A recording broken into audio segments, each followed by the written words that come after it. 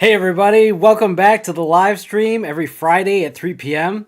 I've got a doozy for you today. I'm going to tell you all about my trip to Vegas to play poker in the World Series of Poker, and I'm really excited about it. I have so much to tell you guys. I don't know if I'm going to be able to get through all of it in one live stream, but I've got it organized, and we'll see how it goes. So let's get right into it. Say hi to. I'm going to read all chats. Anybody who's in the chat, say hi. All your comments I'll be reading and responding to. So, hi Yale. Hi Susan. Hi Matthew. Welcome to the live stream. So glad to have you guys, and I'm so excited to tell you about these stories. You know, the trip to Vegas. So I have two trips to Vegas I need to tell you about because I can't tell this year's story without telling you last year's story. So last year, let me show you. I'll get right into the presentation here. By the way, I'm wearing my Vegas outfit in commemoration of this live stream, so you can see I'm wearing the same outfit. Here I am at in our Flamingo hotel room about a week ago, maybe a week and a half ago, wearing the same outfit. And this is a picture from the previous year. You can see 2024. I'm the main event winner. Okay, maybe not really. They had a little photo opportunity there, so I tried to do my best to channel what I would feel like if I won the main event, and that's the smile that I was able to have when I thought about winning the main event. So last year was the first time I'd been back to Vegas. I've been to Vegas probably 6 or 7 times in my life to play the World Series of Poker tournament series. If you're not familiar with it, it's the biggest poker event of the year. It happens in Vegas during the summer. There's like 60 or 70 different tournaments that make up the World Series. And then there's the main event, which you may have heard of and seen on ESPN, for example. Make sure that I'm coming through. Is the audio good? Let me know in the chat if you guys can hear me. So last year was the first time that I decided to return to Vegas after being gone for it was either 4 or 5 years because we had our first child, and it just didn't make sense for me to leave everyone behind and go to Vegas to play poker when I had so many responsibilities at home. But last year, my poker buddy, who I travel with and play poker with, he sent me a text maybe in March or April to see if I wanted to come this year, if I wanted to go to the World Series. And I was like, yeah, I'm sure that's not going to happen. There's just no way. And so I kind of told him it's not going to happen. And then a few days later, actually it was a few weeks later, I woke up and I was like, man, I really would love to go and play. And so I texted him and I said, hey, so when were you thinking of going? And he texted me back. He said, that's so funny. I was about to call you. So just to understand, so that's the first synchronicity. He was about to call me and I texted him. Just to understand where I was at this point. So if you've been following the channel, you know that in early 2024 is when I re-engaged my spiritual trajectory of my life. Basically, in late April of 2024, I decided to start meditating on a daily basis. And I can remember the first day that I did that. I came out of that meditation and I saw everything differently. It was like I was in a different world, and I still feel like I'm in a different world. And after I did that, I started seeing signs and synchronicities in everything. And if you've watched some of my videos, you'll be familiar with this. But what happened was this trip to Vegas became this monumental synchronistic event that happened. And as I go through the story, you'll start to see some of the crazy things that happened. So the first thing that happened was I texted my buddy and I was like, yeah, so when do you want to go? And he's like, I was just about to call you. So he called me and we talked about the trip and, what we would do if it was possible. And I said to him, I still don't feel like I'm going to be able to go. I haven't talked to my wife about it. Do me a favor. because I was in this mode of visualizing things, manifesting things, seeing signs everywhere. So I said, do me a favor, okay? Picture you and me in Vegas together. And he said to me, Danny, I already did. So he had already done what I wanted him to do ahead of time. It's like, okay, wow, that's crazy. So then I went to my wife after this conversation, and I asked her what she thought about the idea. And her immediate response was, yes, you should definitely go. And I was like, wow, okay, I didn't even have to try to convince her at all. And then I told her about my conversation with my friend, and she told me that she had also already pictured me in Vegas, which is just crazy because I hadn't talked to her about it. So she had already pictured me in Vegas. So I was like, okay, I guess I'm supposed to go on this trip. And there's already 3 synchronicities in like one morning to tell me about it. So I decided to take the trip. So, by the way, my friend's name is Ian. So you can see the first bullet point. My wife and Ian had already pictured me there. Okay. Now, I actually flew through the airport that my friend was flying out of. So we took a flight together to Vegas. And so I met him in the airport. And when I met him, I told him that the trip, all the signs leading into the trip seemed to be very auspicious. Now, my friend is Korean, and English is not his first language. And so when I said the word auspicious to him, he was like, Danny, I can't believe you just said that word. I just looked up that word. He told me that he was singing a song. I forget what the song is, but it's like the song is like very suspicious. And so when he was singing the lyric, he actually said the word auspicious instead, for whatever reason, spirit. And so he looked up the word auspicious. So when I said it to him, it triggered him being like, wow, I just looked up that word. If you don't know what auspicious means, it means, good signs. Being like good, auspicious. So it's like a good sign.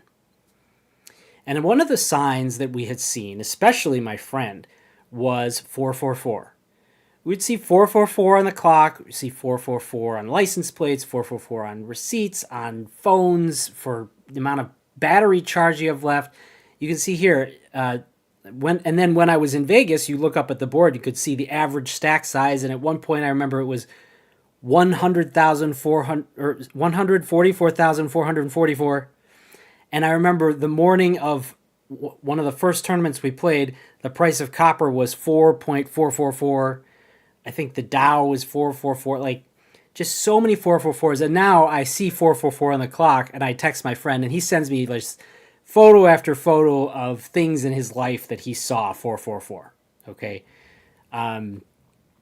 There's so many times when I saw it. I remember I opened my laptop that I brought with me to Vegas, and when I opened it, the time was wrong because it wasn't hooked up to the internet, but it was 444 on the computer's clock, even though it wasn't 444 in real life. So all of that was leading up to the trip, right? All these 444s. And then the last bullet point you can see here is, I remember when I got off the flight, and if you've ever been to Las Vegas airport, it's a very big airport. And I walked at a normal pace to the baggage claim. And literally, as I walked to the baggage claim, my bag was rolling right to be in front of me at the exact timing that I met the bag. So I just had constant signs that it was like this was all meant to be, and it's all exactly the way it was supposed to be, orchestrated by spirit or the angels or whatever was going on. So that was how the trip started. Okay, that's last year.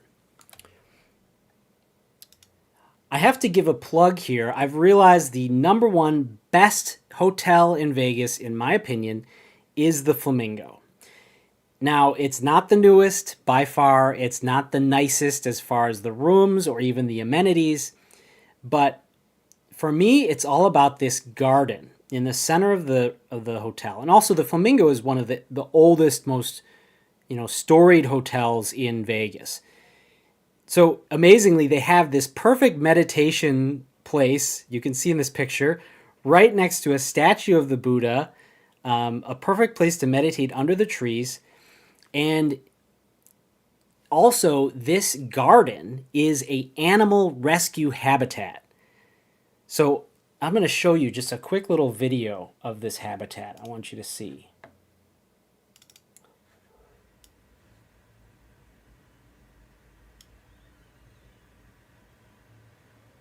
So all of the animals in this habitat are rescued. And they've been there for, some of the animals have been there for 20, 30 years. I'm not sure exactly how long, but definitely at least 20 years. This is also the only place in Vegas where you can touch the earth. Everywhere else is just concrete, concrete, concrete. Where else can you actually go to ground yourself? Right? So you can see there's gardens and there's I just realized I don't want to have feedback here. Okay. I think it's okay. There's gardens and there's fountains and there's animals. And so there's just really good mojo in this garden. And so every day I was able to go down into the garden and meditate and ground myself and just have a very positive experience. And this actually became a core part of my trip.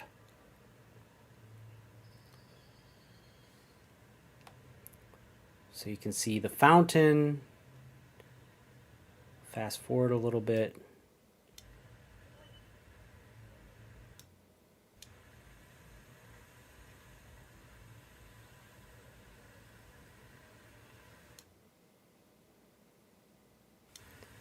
And this is the Flamingo of Las Vegas.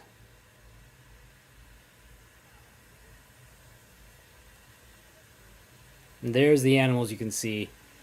The ducks, and then there's of course flamingos and herons and all sorts of fish and other birds that the staff there take care of. So that's the Flamingo. So that's where we're staying. A beautiful place. And so I would go down every day to ground myself. And I want to show you, there was a song, music and songs became a core part of my trip. But this song, I don't remember exactly how I found it, but this became the theme song for my trip very early on. And I'd love to play it for you, but, because of copyright and everything, I feel like copyright is on its way out. I don't know if it's going to last through this AI age when all of these different things have been trained on copyrighted material. And it's just, there's so many times when people could be hearing a song, but because it's copyrighted, we don't play it, and it's such a shame. But here are the lyrics. I lie awake, I've gone to ground. So the very first line is going to ground.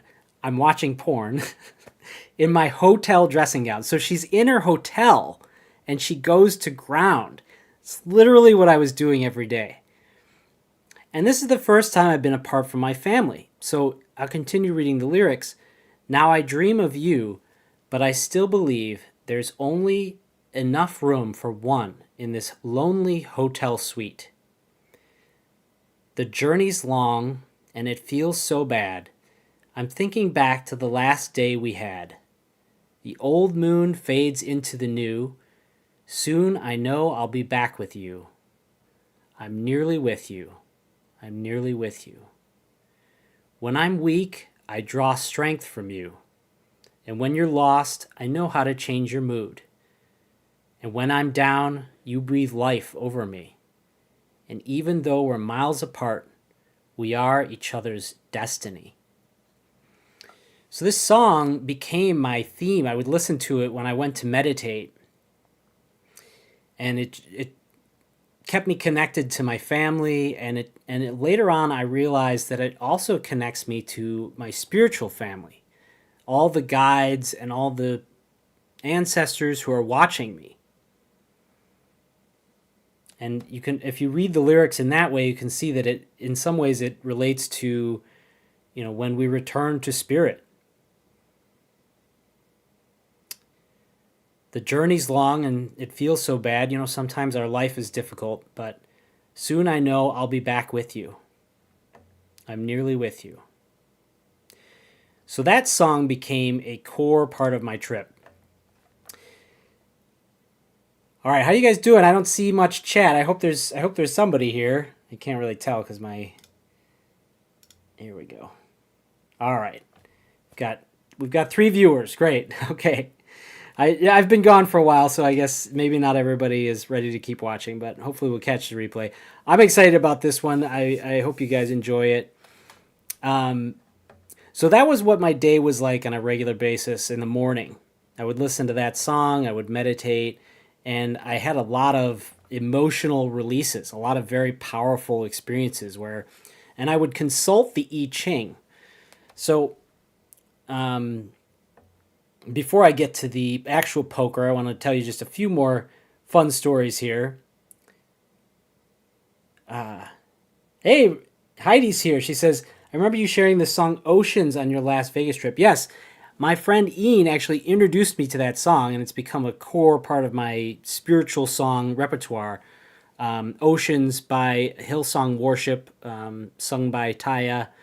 And it's a fantastic song. My buddy, he must have listened to it at least 500 times while we were in Vegas, both times. It's like the only song he listens to. Very powerful song. Again, I would play it, but I can't because of copyright. So I want to tell you a little bit more about the synchronicity. So this watch, I had ordered it for my trip to Vegas last year, and it actually didn't come in time, so I had to have it shipped to Vegas.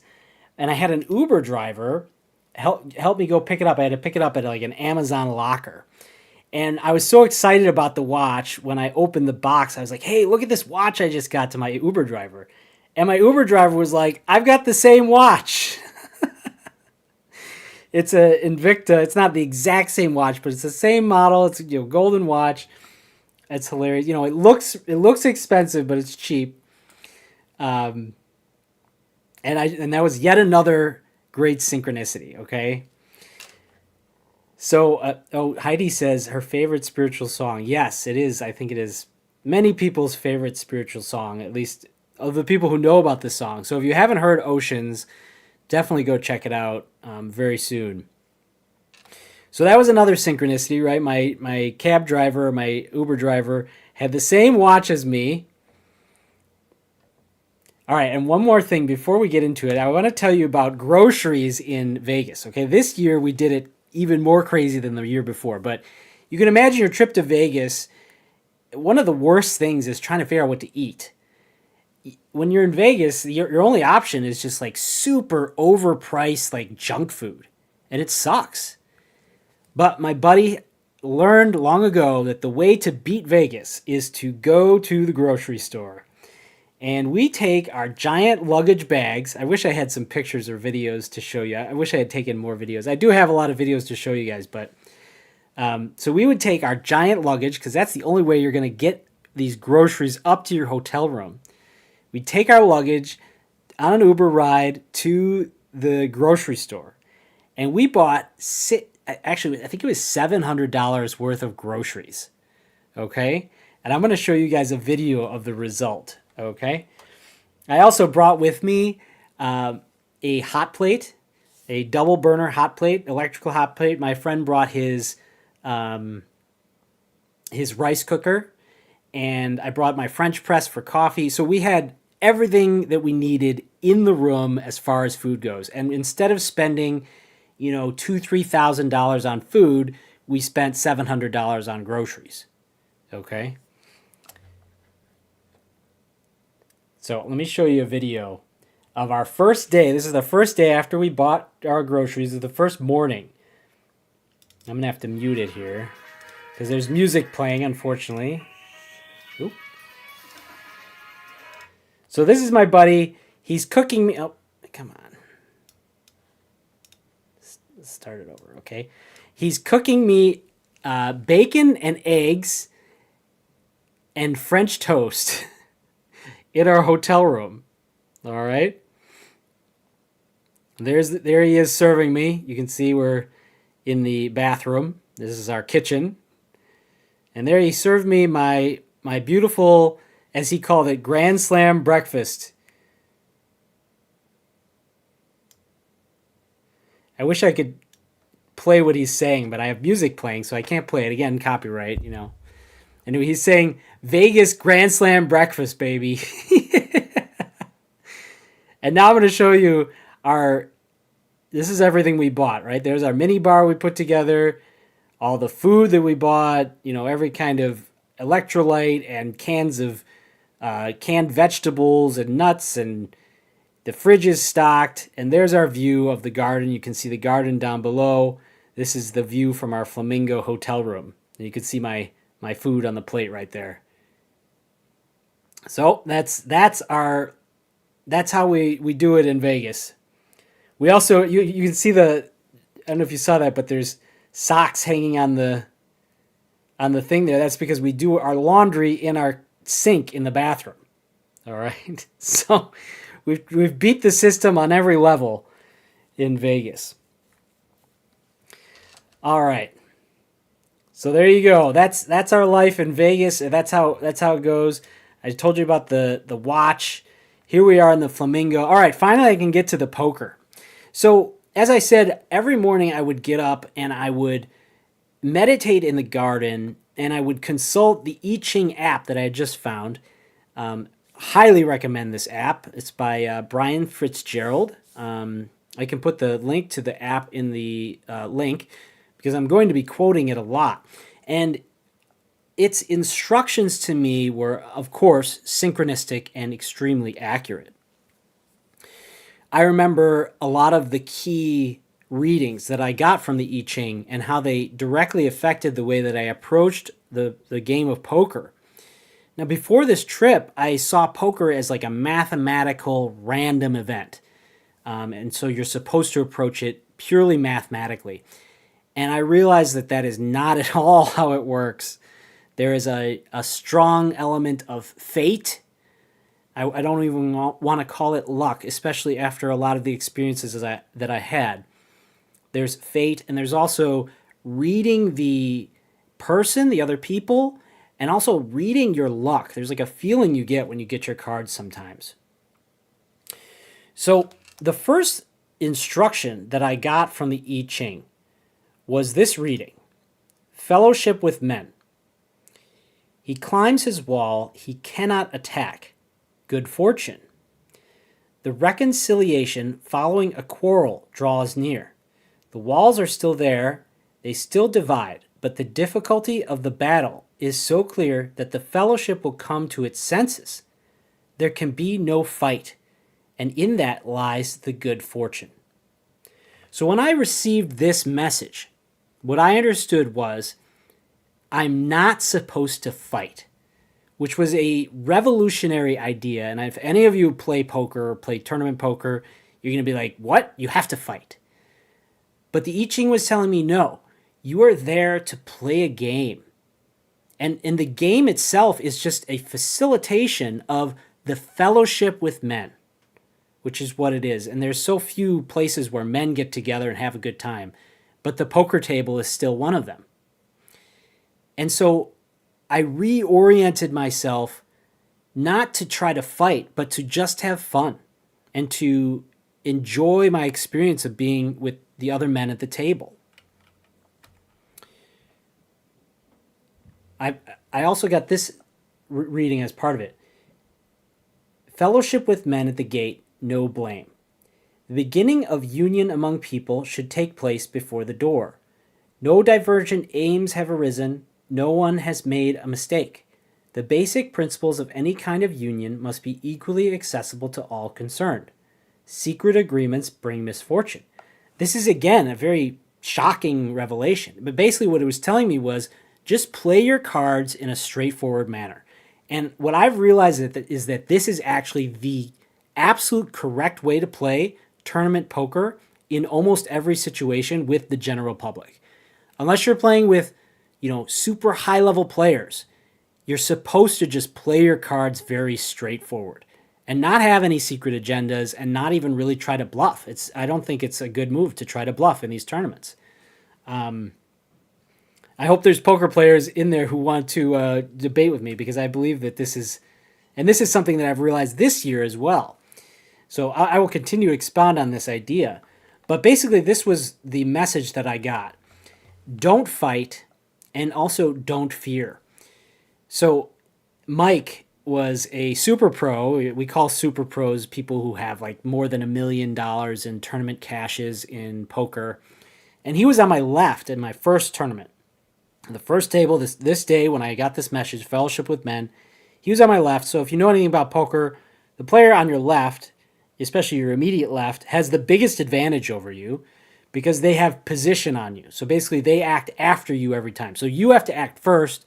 They get to see what you do before they have to act.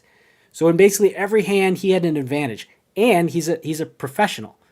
He said to me, at the end of the table, or at the end of the day, we made day two, we both made day two, and he said, usually the person on my right gets knocked out. I mean, he was a humble guy, but he admitted, and it was funny because at the end he said, hey, just so you know, I do this for a living. And I was like, I kind of guessed, but I didn't know for sure. But because I did the Fellowship with Men, he took it easy on me. He and I became friends. As much as you can become friends the first day meeting someone.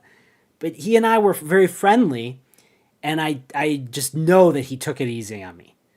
And I remember that table, everybody was having a great time. I feel like everyone connected.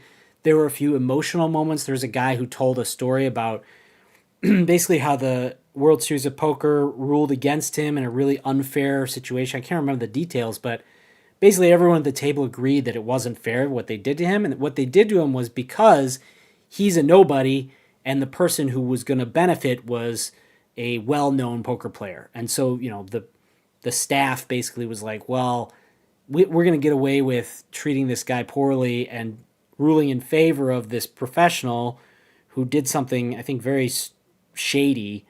And he was very upset about it. But I remember we were all talking and having a great time.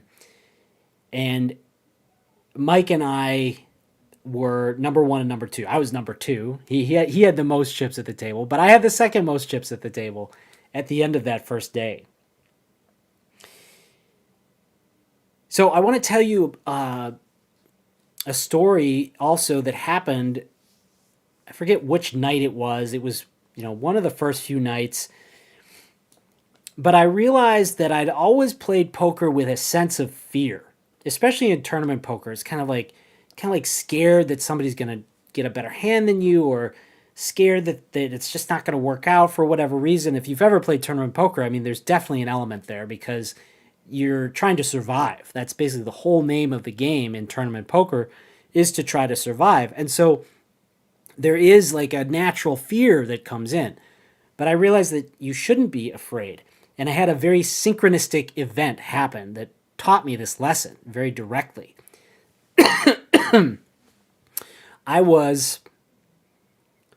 So in Vegas, one of the worst things is that it's pretty hard to sleep. We actually had to buy some melatonin this year to help us sleep, and it was a good move. And there's a lot of things that you can do to try to, like doing our laundry in our room actually helps because it humidifies the room, because Vegas is in the desert. You're there in the summer. So, excuse me.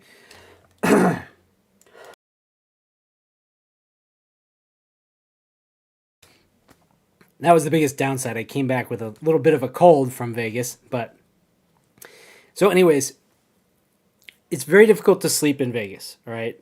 Because it's so dry, and I believe that they're pumping oxygen into the rooms. It's well known that they pump oxygen into the casino to keep people awake, keep people not feeling tired, and keep them gambling. And I think that they also do it to the rooms. They deny that, but I think it's true. So pretty often in the middle of the night, I would wake up. It would be hard to sleep. There was one morning around 3 a.m. that I was awoken and I went to the bathroom and I was just on my phone. I think it was on Telegram. And someone had posted a video from Breaking Bad. Now I'm going to play this video for you. Hopefully, I won't get any live copyright strikes because it has music in the background, but this guy's got it in the background, so it should be okay. Now watch this video and keep in mind the time that I mentioned, 3 a.m., okay? I have spent my whole life scared. I just realized that the sound is not loud enough, so I need to do a quick sound change. I got to switch over to my headphones so that you guys can hear this. Hopefully this doesn't screw everything up, but it's what happens when you go live. All right.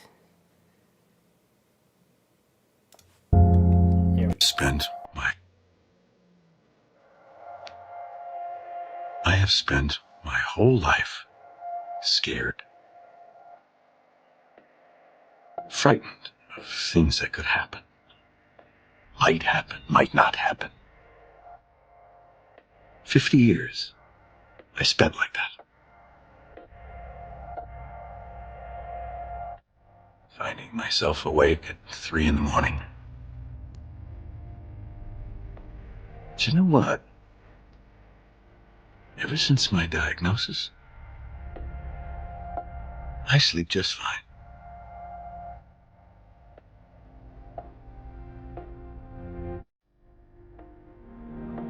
What I came to realize is that fear, that's the worst of it. That's the real enemy. So, get up. Get up, little world. And you kick that bastard as hard as you can, right in the teeth.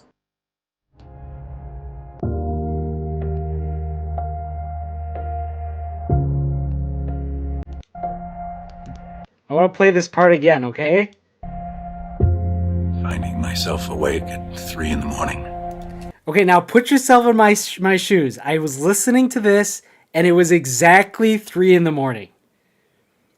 When I heard that, and I looked at the clock, and it was exactly 3 a.m., I was like, this message is for me now. So I realized that if you're going to play poker, if you're going to play any form of poker, you cannot play with fear. And in fact, I saw this video just a couple days ago. All right, listen to this one. Piece of advice. What's the best piece of advice you've ever received?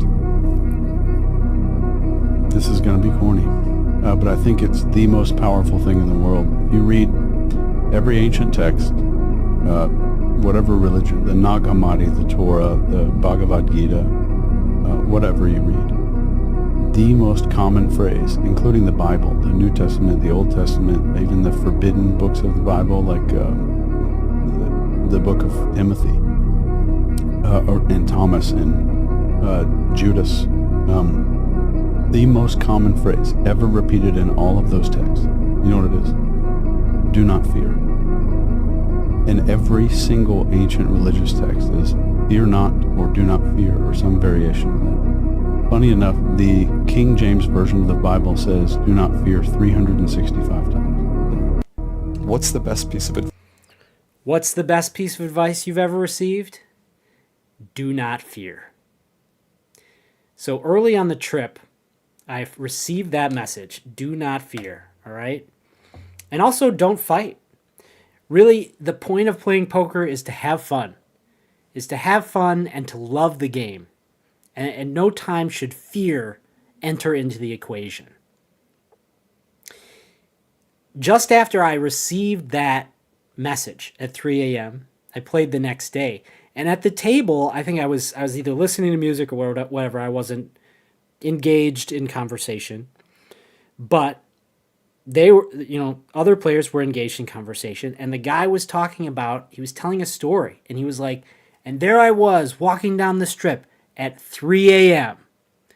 And as soon as I heard him say at 3 a.m., I perked up because this had just happened to me. And I looked over and I was like, wow, he just said that. And he finished his story, and I said to the table, I was like, Is anybody here a Breaking Bad fan? And basically, like, the whole table said yes. And I was like, I have to tell you what happened to me last night. This message that I got, basically, that told me not to be afraid when you play poker, or ever. Never be afraid. Never be afraid. And we've talked about this on the channel. Fear is at the bottom of the emotional scale. You know, to fear is to believe almost that God doesn't exist, that we are only our physical body, and that our physical life is in jeopardy. But when the truth is that we are immortal spirit and that God is in control, is the exact opposite of fear. So I got to tell the table the story, and they of course appreciated that. Hey, Ryan's here. Welcome, Ryan. Welcome to the live stream. I hope you're enjoying so far. Let me know in the chat what you guys think so far. So this is my story so far. Okay, so I made day 2 of the monster stack because I followed the I Ching's advice. I did not fight. I played very straightforward, and I worked to be friends with everyone at the table.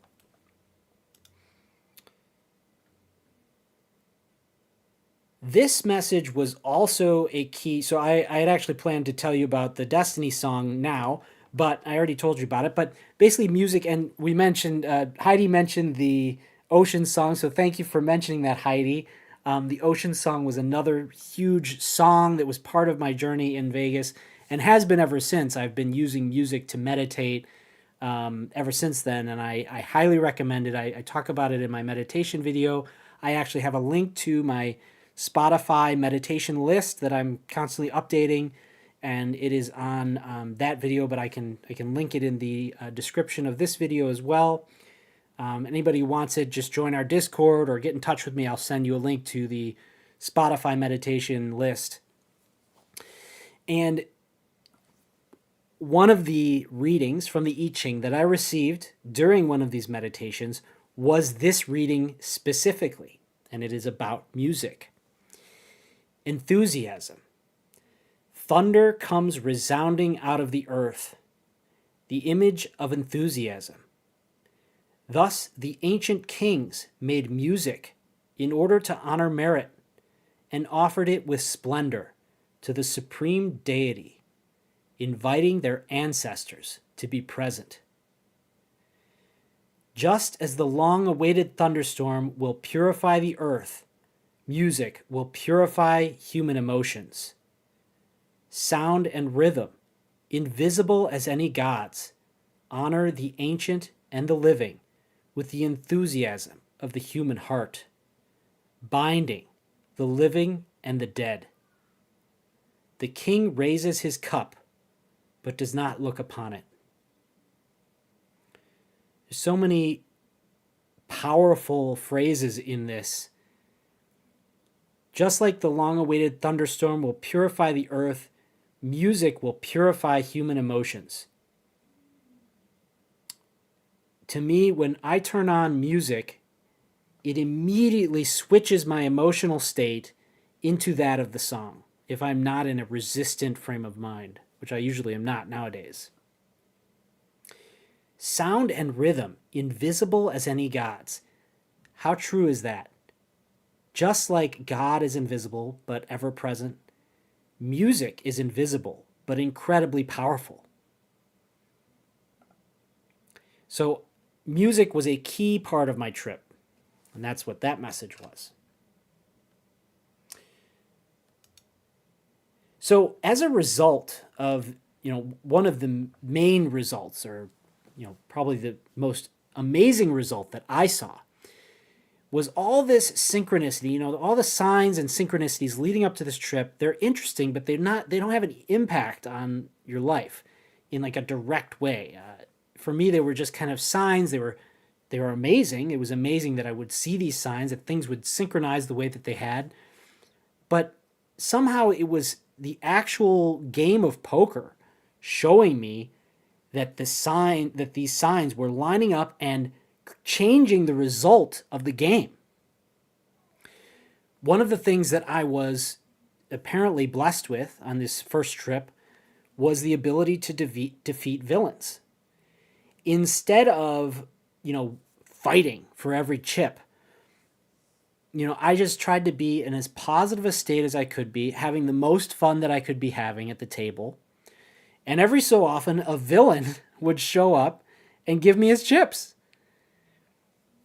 I have a few different stories here, and it all culminates in one final story. And I've told that story, but I'm going to tell it again. So just a few of the villains that I defeated.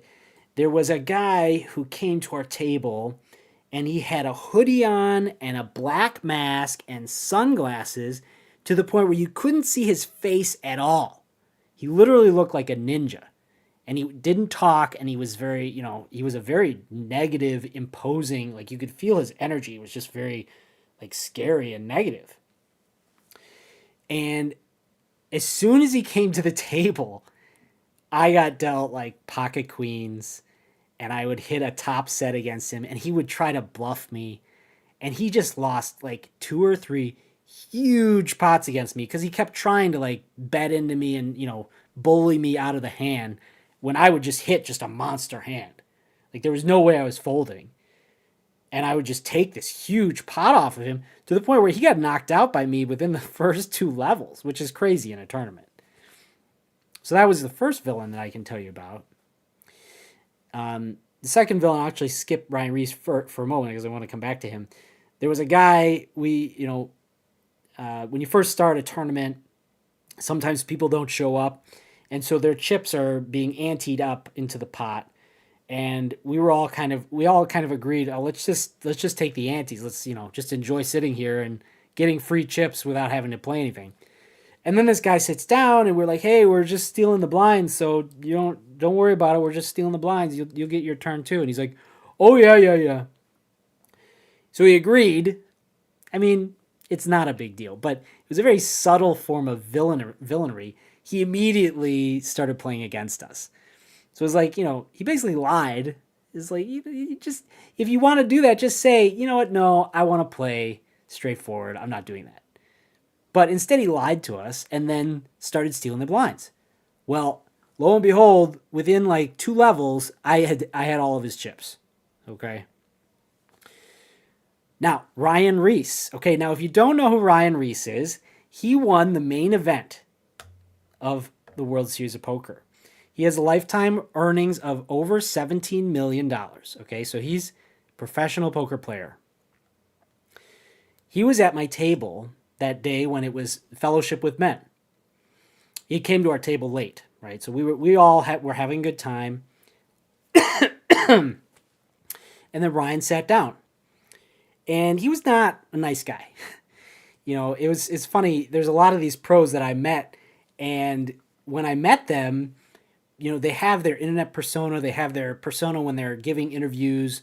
Some of them do vlogs, or they have they're public people. They're well known, and they're very nice in these videos. But then you meet them in person, and they seem miserable, angry.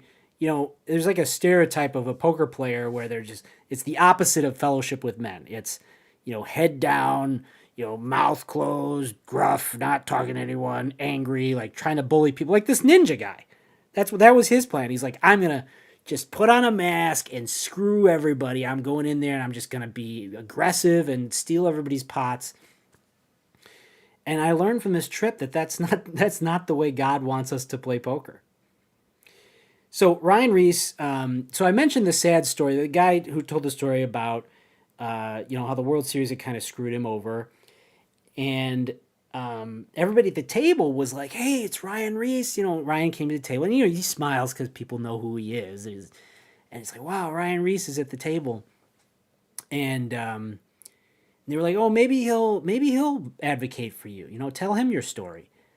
Ryan could not have cared less about this guy's story. He had no interest at all. As I say here, he couldn't give less of a shit about this guy's story. So I remember I played a pretty big pot against Ryan, and I think I had like middle pair or something, a very weak hand, and Ryan made a big bet on the river, and God just told me, he's bluffing, just call him. And I immediately called him and took a lot of chips from him. And then the final thing that happened was there's a break. There's a break every 2 hours when we play a tournament. We went outside and I saw, I just happened to be walking by him and he said like, oh, how much time do we have, to his friend? And I knew exactly how much time because I had looked at the clock and I said, we have 2 minutes left. He said, oh, thanks. As soon as we got back to the table, I don't know how it happened. Maybe I went to the bathroom or something. But I got back to the table with just as my cards were being dealt to me. And he tried to argue with the dealer that my hand was dead because I didn't make it back in time. And everybody agreed that I had made it back in time. But basically, I had helped him at the break, and now here he was trying to use the rules against me. So, needless to say, a few hands later, he went all in with a middling hand. He didn't have a lot of chips left because I had taken a lot of his chips. And I think it was like pocket sevens or something. And I called him, and he was gone. So I got to say I knocked out Ryan Reese, the world champion, in the monster stack. So he was yet another villain that I was basically blessed to defeat. Now, this leads me to the penultimate hand, I would say, in my entire life of playing poker, was this hand that happened. Okay? Now, before this hand happened, I have to give you the lead up into the hand. I'm sitting at the table. This is a different day. I think it was a couple days later. And I come to the table late. Everybody else had already been sitting there. And I observe a hand. Okay? There was a flop. The flop was like King, Jack, 7. And this nice middle-aged old lady gets all in. She gets all her chips in. And seat 2 also gets his chips all in. And when you're all in a tournament, you get to see the hands. So the hands are turned over. She has pocket aces. So she has 2 aces, the best possible starting hand you can start with. The other guy has King Jack. So he has 2 pair, which has pocket aces beaten, right? She just has 1 pair of aces. He has kings and jacks. So everybody at the table's like, oh no, I can't believe it. Pocket aces got cracked again. Everybody gets upset when pocket aces loses because you're supposed to win. I think it's like 87% of the time against a single other hand. And she's like, oh no, my pocket aces got cracked, and everybody's, the whole table's talking about it in an uproar. But the hand's not over yet. There's still 2 cards to come. The next card comes. You might be able to guess what it was. It was an ace. So now she has 3 aces, and he only has 2 pairs, so she's winning. He's drawing dead to a king or a jack. And then the table's in an uproar again. Oh my goodness, I can't believe it. Oh wow, she won. Oh geez. Oh. So everybody's impressed. So she ends up winning the hand.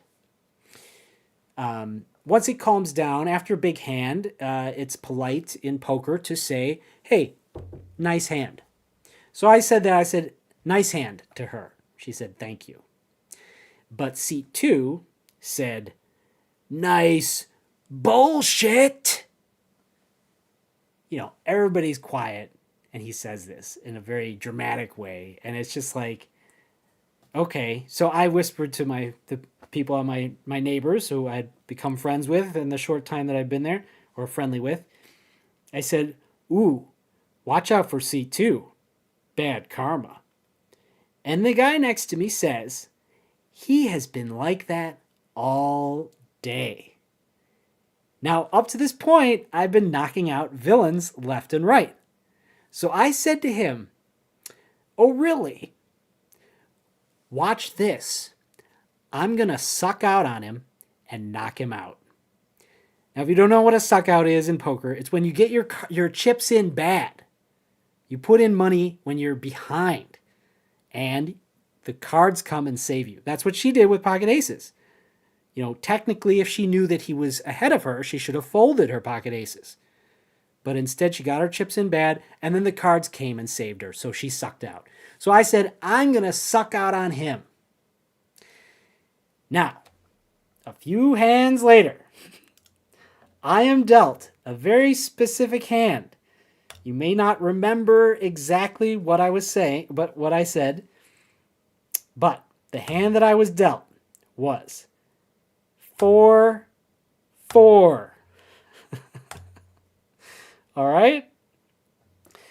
Now with 4-4, in middle position, when you have a pair, it's pretty standard to raise. And so I raised with my pocket fours. I will say, when I saw those pocket fours, I was pretty sure something interesting was about to happen. Remember, all the fours we had. I'll go back and show you all of these fours. What is going on here?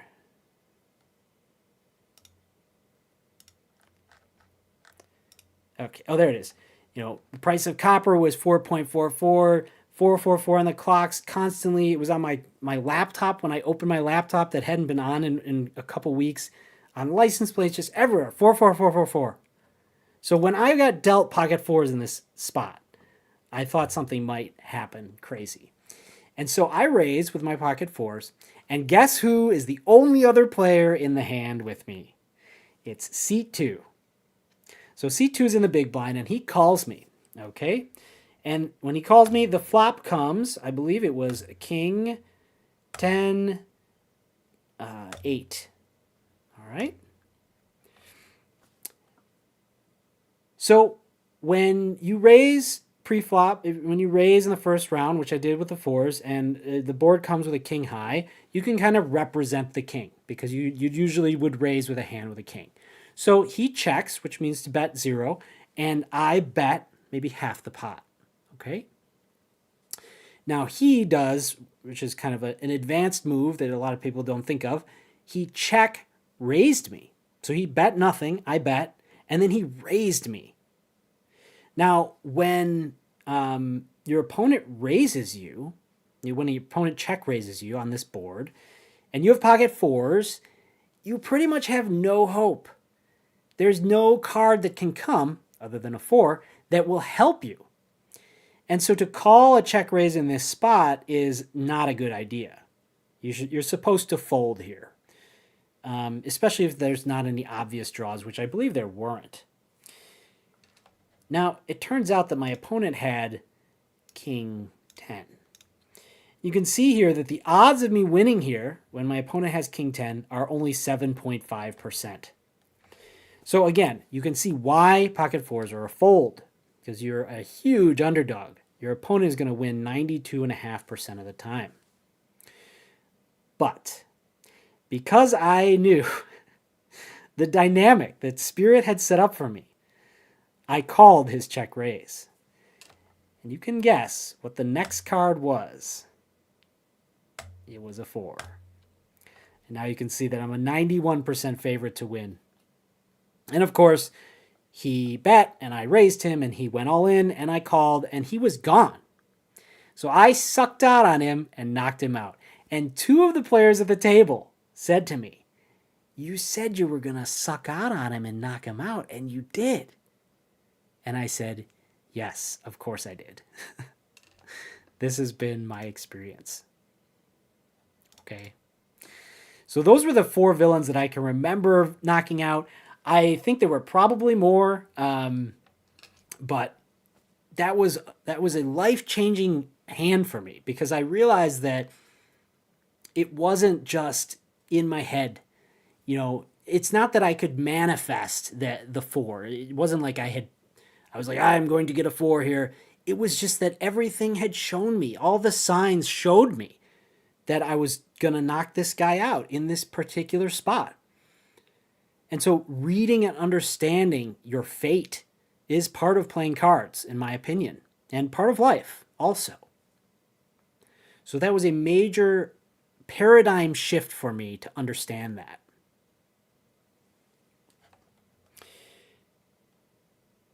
So I just wanted to comment, how fake is Ryan's smile in this picture? How can you not muster a real smile when you won the World Series of Poker, bro? I can't believe that he has a fake smile here. And that just, I don't want to beat up on him too bad. I know I'm sure he's not the worst guy ever, but that was my experience of him. I hope you can show me that you're a nicer guy than that soon, Ryan. Next time we meet, perhaps.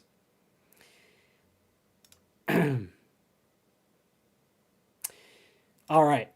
So I had a feeling that this is going to be hard to get through everything in one live stream. I think I'm about 1/3 of the way through my story here, and we're already at 4 p.m. That's okay. We're going to go to 4:30, and we'll see where we're at. We'll see if we can get through everything. I hope you guys are enjoying my story. Let me know in the chat what you think, if you've had any experiences like this, or what part of the story you're enjoying. So I want to tell you about the next phase. So I made it to day 2 of the monster stack, and because of all these crazy signs and synchronicities, I was just like, I'm gonna win. I'm gonna win the $1.2 million first prize. Like I'm gonna win it. Like that's what I believed, and I believed it so strongly that I became the villain. And I actually got a warning from the I Ching that morning, the morning that I became the villain. And this was the warning. Making progress with the horns is permissible only for the purpose of punishing one's own city. To be conscious of danger brings good fortune. Perseverance brings humiliation. Sometimes attack is proper only in close company to root out mistakes among one's allies. The same behavior towards people of a more distant nature can lead to humiliation. Progress depends on knowing if charging with lowered horns were further. So I read this literally as don't try to bluff the guy across the table. And what did I end up doing? I ended up trying to bluff the guy across the table. And the guy across the table was a nice guy. And I'm going to save a crazy synchronicity that happened this year that is part of this story, okay? But you're going to have to wait till the end of the story. But this is 2024, the Monster Stack, day 2. Okay, so I have King 2 suited in the big blind. Guy in middle position raises. Nice guy across the table, right? And I call. The flop came low cards with a flush draw. And when you're in the big blind, it was not my flush draw, by the way. I did not have a flush draw. I had king high. I didn't even have a pair. But I was like, I'm going to run a bluff on this guy. And I check raised. I check raised really big. And when I check raised to raise my chips, I actually fumbled my chips. I dropped them underneath the table in a really embarrassing, stupid way. But I still did the check raise, okay? The turn came and completed the flush. It was a 2, though, so now I had a pair of 2s. And I felt so invincible at this point that I was like, even if this bluff doesn't work, I'm going to suck out and win anyways. Especially when the 2 came, because I was like, oh, I'm going to get another king, or I'm going to get another 2. I'll have a really strong hand. I'll win anyways. As I say here, I believe the cards would save me even if my play didn't work. I did the math later. The amount of chips that I bluffed in this situation was about $14,000 worth of tournament chips. Now, it's not actually $14,000 because you have to make it to a certain level to get that money back. But if you count the value of the buy-ins of the chips, it was $14,000 worth of chips. Did I need to run a bluff against the nice guy across the table when the I Ching told me not to? No. I became the villain. And I had check raised the flop, and then I'm the first to act on the next card. The 2 comes, it completes the flush. I make another big bet to continue representing a major hand, a set of whatever on the flop. He goes all in. So he's all in. He's not folding, right? And I went in deep into the tank, as they call it in poker. Going into the tank is thinking. And I actually had the clock called on me because the clock is when somebody says, okay, this guy's taking too long, and they call the manager over, and then they give you a countdown. You have to make a decision in the next 30 seconds. And it was kind of a trivial decision, but when I look back on it, I should have folded because it was so few chips. Like the amount of chips in the pot was like 1.5 or 2 million chips, and I had to call like 200 or 300,000. So it was like a tenth of the pot. And I had a pair of twos, and so I was thinking, if I just call this little extra bit, I get to see the last card and maybe suck out, which was part of my plan, right? So finally, right when the guy says, you have 5 seconds left, I decided to call. And it was like half of my remaining chips. I would have saved half the chips I had. And guess what the river was? The river, the last card, was another 2. So it was true that the cards were coming to save me. But it didn't matter because I was already drawing dead. He had the nut flush. 3 2s was no good. It didn't matter. I called these chips drawing dead. There was no card that could come to help me. But the card came anyways to make me believe, like I had sensed it. I knew it was coming. But ironically enough, even though it was coming, I lost the hand. And it was one of the most devastating hands in my life because it basically, I went from being one of the chip leaders, well above average chip size, on day 2 of the monster stack event, to being a short stack and probably getting knocked out very shortly thereafter. And very shortly thereafter, it was dinner break, and I went back to the hotel room for the dinner break, and I remember crying because I was so upset with what had happened and my foolish play that had dashed my hopes. And I asked the I Ching, and the I Ching gave me this reading in response: the army. The army must set forth in proper order. If the order is not good, misfortune threatens. Order in the beginning is essential to victory in the end. In time of war, the essentials of an ordered beginning are a just and valid cause for embarking, and disciplined and obedient troops. As in any enterprise, inevitable failure haunts an outset unjust in its aims or neglectful in its methods. And what this told me was when you play poker, especially a tournament, you need to treat your chips like they're your soldiers. You don't send your soldiers into an unwinnable battle or into a haphazard battle. You need to follow Sun Tzu's recommendation of not only knowing yourself, but also knowing your opponent, and only fighting battles that you know you can win, and retreating as soon as you believe that you might not win. I believe that most people are playing tournament poker wrong because they are not following this advice. While I was on that dinner break, I was listening to music, and the series of songs that came on my phone, it felt like messages to me. The first song was called Reconfig, like I needed to reconfigure myself. The next one was a first chakra song, which is related to grounding. We've talked about that. I was not grounded. I felt like I was floating off into the ether with all of my beliefs and feelings that I could just will myself into a victory.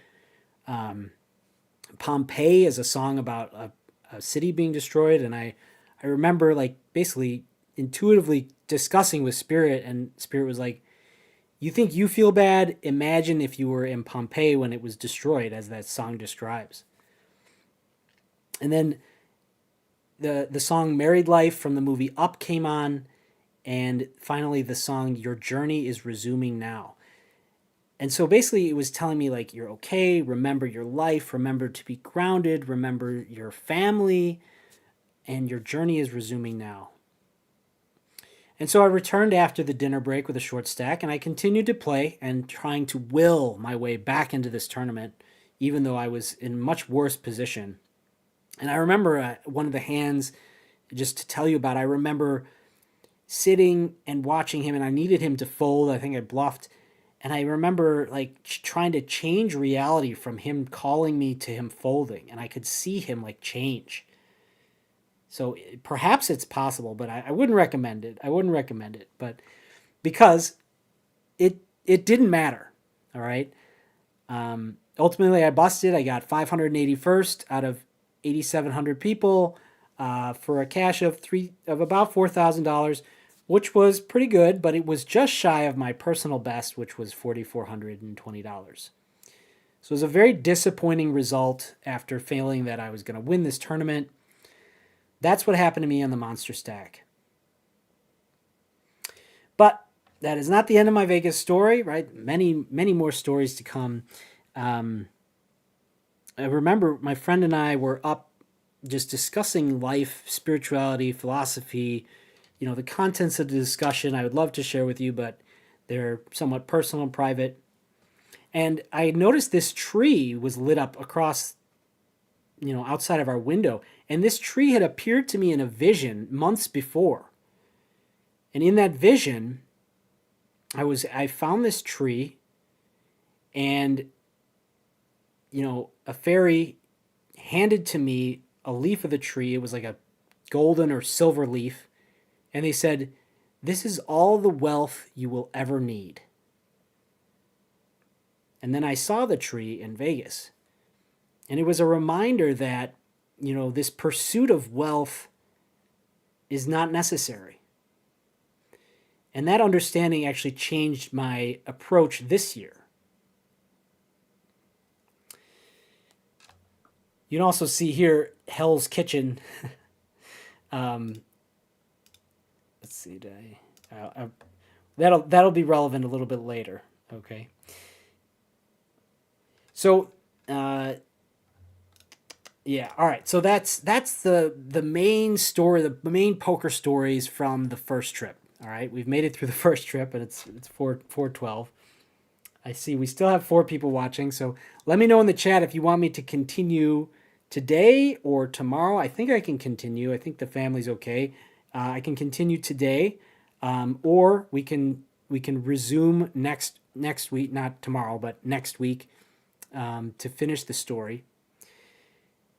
So a few more synchronicities on the way back from Vegas, that first trip. First, there's this hat story, okay? So I'm wearing this hat. This is the Vegas hat. I bought it in Vegas. I bought it from a little hat shop that was right next to the Flamingo Hotel. And I don't remember why. I was like, I'm just going to go in that hat shop. I like that there's a hat shop. I want to see what's in there. And I went in, and there was a guy and a girl arguing. But they both worked there, and it looked like they were also dating or together. But they were arguing. And the process of helping me pick out a hat, they also had a feather selling contest, helping me pick out the hat and pick out the feather to put in the hat, kind of brought them back together, So it kind of felt like therapy for them. And then, to top it off, the day that I returned from Vegas, the very next morning, I walked outside onto my front lawn, and I found these 2 beautiful yellow feathers on the lawn. And I still have not really figured out what type of bird has this length of pure yellow feather here in where I live. There's no parrots or parakeets. That's been the guess that most people give. So I'm convinced that they're magical feathers, and they're a part of the story. You can see here I mentioned the flight seat. So when I picked my flight on the way home, I don't know, you've probably done some air travel. I hate that airlines do this, but they try to get you to pay over and over for your seat. They're like, "Oh, you better pay us, or you're going to get the worst seat. You're going to get the worst seat." And I was just so sick of it. I was like, give me the absolute worst seat. I looked at the map of seats, and I was like, give me the worst one. Whatever's the worst one, that's the one I'm going to pick. And I picked the worst one, and it ended up next to 2 people that were just the perfect people to be next to. On the first flight, this lady had just come back from her grandma's funeral, and we started talking about signs and synchronicities, and I was sharing some of the things with her, and she told me a story about how her 7-year-old daughter, was so sad that her grandma died, and they said, "Well, ask her for a sign," and she asked her for watermelons, and she saw watermelons over and over and over and over. And the small daughter was so excited and so happy that she was getting these signs from her grandmother. And it's so beautiful to share that with her. I think we both were crying at one point. And then on the other flight, this lady next to me, she told me that my type of humor was her exact type of humor. And it was like everything I said, she would laugh hysterically. So it was just like the funniest flight of my life. Every single comment I made, she was laughing hysterically. It was just ridiculous.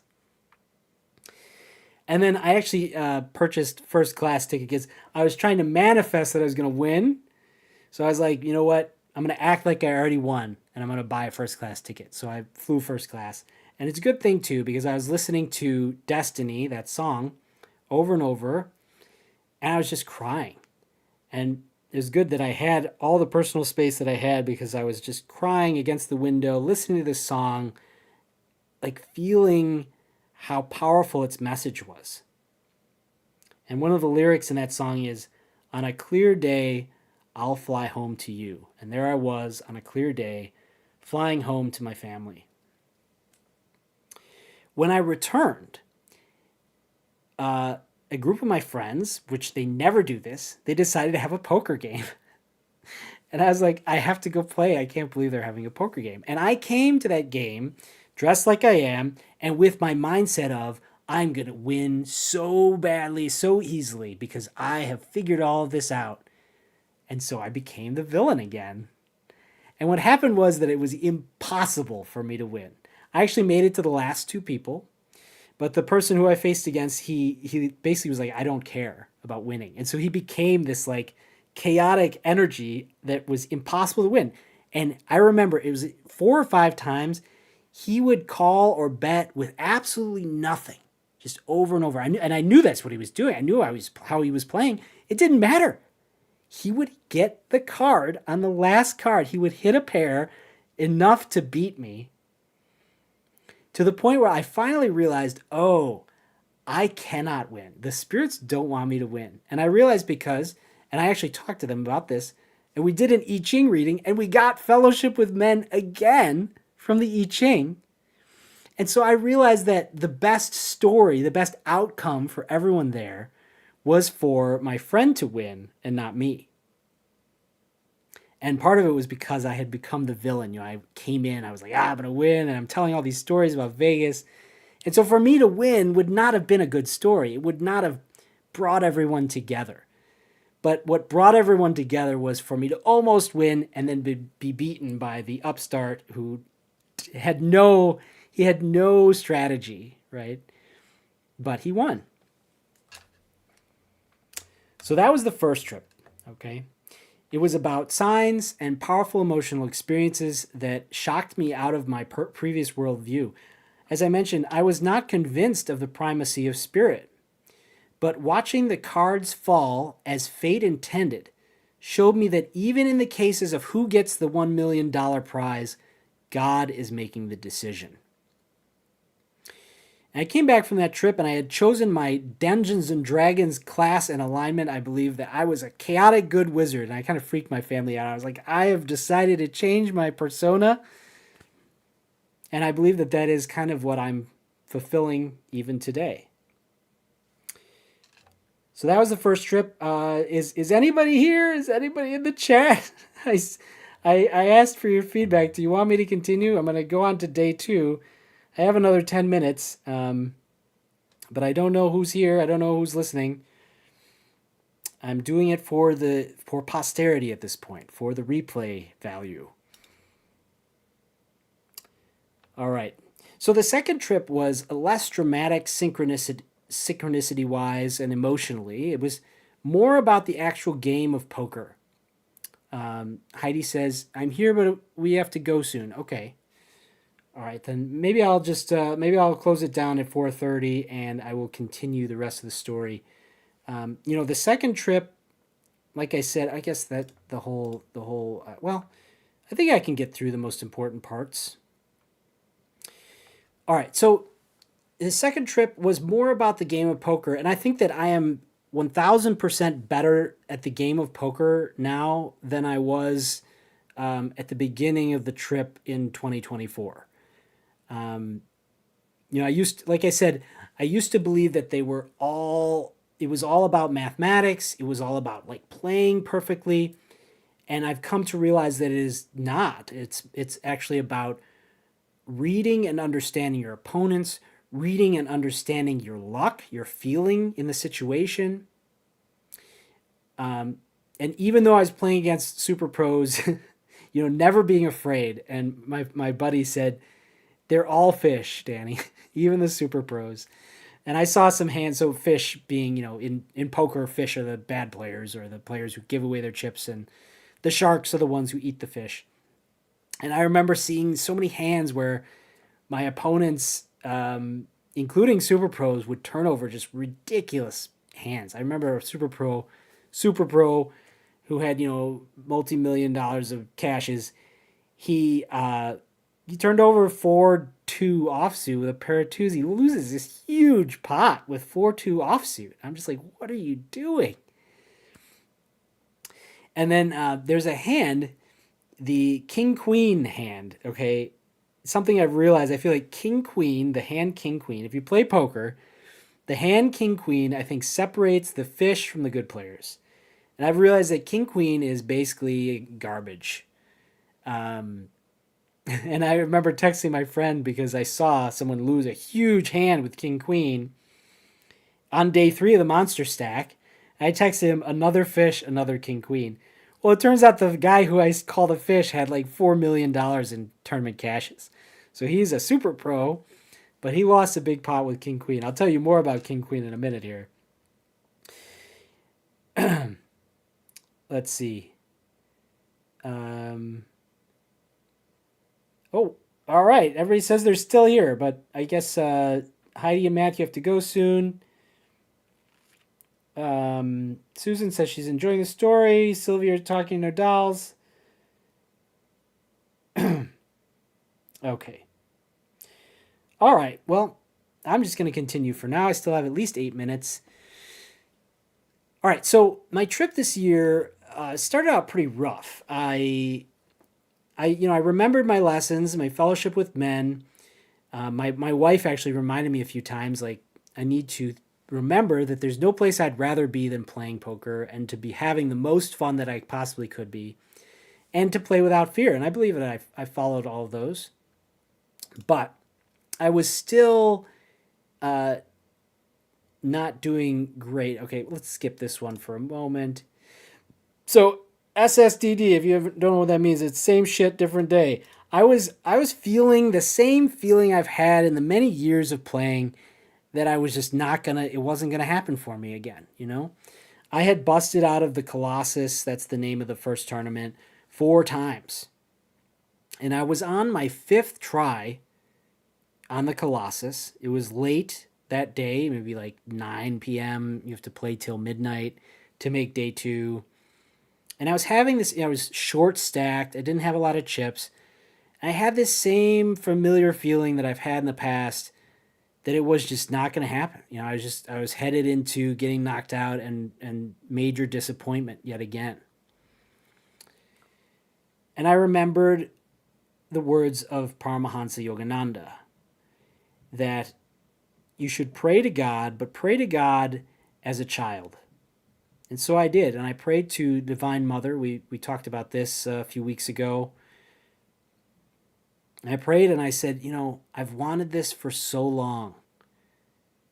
Divine Mother, can I please have it? Can I please have some luck? Can you help me to get the result that I'm trying to get, that I've been trying to get for decades? I've been playing poker for at least 10 years. And I felt her answer me. I felt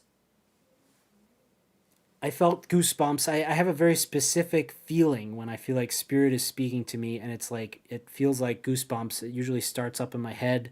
I feel like it's different for everyone, but that's what happens to me. I felt her respond, and I even felt like I could see her. She was like a light above me.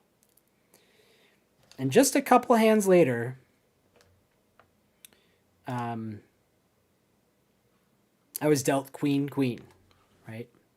Queen being pocket queens, and to me that represented Divine Mother. And as soon as I saw the queens, and I knew I had been talking to Divine Mother, I knew that she'd answered my prayer. And I was short stacked, so I got it all in. And I got it all in against Ace Jack. And the flop came Jack, Jack 7. And you can see, I'll show you here. Say you have queen, Your opponent has ace, jack, and the flop is jack, jack, 7. You have about an 8% chance of winning. I was in big trouble. But I never really lost my faith. I felt like I was still going to win. And of course, the next card came, and it was a queen. So I doubled up with that hand, and very shortly thereafter, I was dealt pocket queens again. And I got it all in again against ace jack again. But this time, he didn't flop any jacks. I won the hand in a straightforward way. And in conjunction with this experience of suddenly being given new life in this tournament towards the end of day one, it's a very emotional thing to make day 2 of a tournament, right? You play all day. You start at 10 a.m. You play until 12 a.m. And so you're there for 14 hours, breaks. You're playing for like 11 hours. So to make day 2 is a very emotional thing. And there I was having this experience of Divine Mother. And I was no longer focused on the poker. I was focused on my communion with Divine Mother. I felt like she was still there. I was listening to music. A lot of the songs I was listening to, as I mentioned before, there was Oceans with a beautiful woman singing. There's a few other songs that I heard with women singing. And I was suddenly aware of the presence of Divine Mother within all the women that were around me. And I had this feeling that women shouldn't be working. That may be controversial. I'm not a feminist, but for those of you who are, I'm happy to discuss and debate it with you. And what I mean by that is that women shouldn't be working because they have to. They shouldn't be working in like a professional way where they have to be, strong and, like a career woman. I think women should be working in more, softer roles like waitressing or nursing or teaching. But where there's a woman who's working to support herself and to sustain herself, it's because her father or her husband or potential husband have not taken care of her. And I had this very strong feeling that we should be taking care of the women. One of the things that you should know about the World Series of Poker is because it's this huge poker event, they don't have enough dealers. And so a lot of the dealers are these foreign women who have basically been given a crash course. And here is this foreign woman surrounded by 9 like angry men, basically. And she's under pressure to figure out the hand, figure out the amount of chips every single time. And literally every single time, they crack under the pressure. And there's so many times where that happened, and I just was realizing, like, this is not the way it's supposed to be. So this is what the message was to me. Women shouldn't be working, but regardless of how women are treated or mistreated, they will sing forever anyways. And it's okay for them to work in some limited and chosen capacity because we would rather have women around than have it always be men, serving us or whatever. It's nice to have women around, but as part of that vision, I felt and I still believe, and I believe that men should be doing a better job of protecting their daughters, wives, sisters. So that was the vision of Divine Mother. And I saw this meme. I forget if it was before or after, but I think it's pretty accurate. The female being has been chosen by the Creator to be the portal between the spiritual realm and this physical realm. The only force on earth powerful enough to navigate unborn spirits onto this planet. So tell me, why do we not treat her as such? Powerful and almost sad statement. Because I feel like we have, and maybe because of feminism and because of a lot of the straying away from the way it's supposed to be, we've left behind this divine feminine. my communion with Divine Mother was so profound because we think of God as a man, but God has a feminine aspect as well. And I've learned that from the work of Yogananda and his disciples.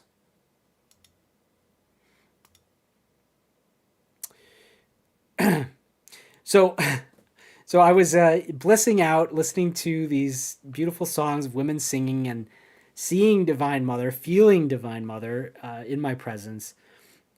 And then I'm still playing, but I'm not like focused on it. I'm just playing when I get a playable hand, just playing my hand straight forward. And the guy, I remember I was like just in this super blissful state, and the guy like interrupted me next to me, and he was like, "Hey, will you let me beat you this hand? I can't beat you. I keep losing to you." And that very hand, I think I knocked him out because I raised with ace 10. I hit a top pair of 10s on the flop. And when you check, this is something I learned from Hungry Horse Poker. There's a plug for another poker channel. He said when you're out of position, you just check. And they don't know what to do because everybody else bets. Nobody checks when they raise preflop, right? You're supposed to keep betting to show, you raised and now you have a strong hand, so you bet again. That's what everybody does. But instead, I just checked. And I just checked, and he went all in. And I had top pair, so I just called him right away, and he was gone. He had a draw, and he lost. So the lesson there was to stop playing like everyone else. I did tell my friend that after that vision, I said, you need to heal your relationship with Divine Mother. And he told me, no, this is my affliction. And I believe that that's one of the reasons that he's had some poor luck playing. I do believe that the karma involved it's important, You have to clear your karma. You have to be right with God if you want to win a big poker tournament, in my opinion, or win anything in life, right? If you're going to succeed in your life, you need to clear your karma. You need to be right with God, both the masculine and the feminine aspect. Near the end of day 2, there was a guy on my right. I showed him, he bet, and I showed him that I didn't have anything, and he made a funny reaction. He's, "Oh, mamma mia! Oh, you didn't have anything." He's foreign. Right before we made day 2, and we were all laughing about it because it was so funny the way he said it. Right before we made day 2, he was like, "This is the first time I've ever made day 2." He was so excited. And then, of course, he lost a big hand with King Queen. There was a queen on the board. Queens, like even people at the table were saying, it's like, wow, there's something about queens tonight. Queens are the card. And that was like I think it was even the last hand of the night. There was a queen on the board, and the guy was like, "That's my card. That's my card." He was totally telegraphing his hand. And he lost a big pot against ace queen, which is what King Queen loses to.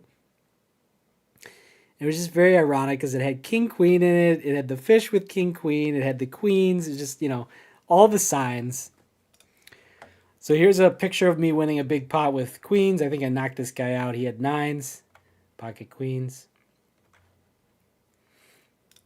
Here's my bag. I bagged up, $500,000 in chips for the Colossus. I had a beer to celebrate.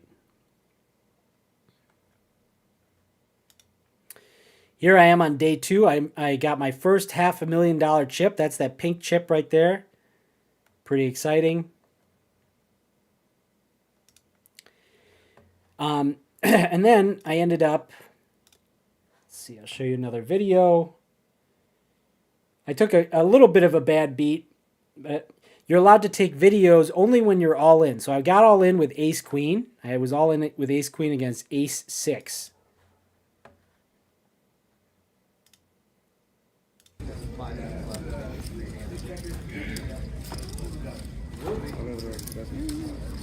Result-oriented hole. Chop it.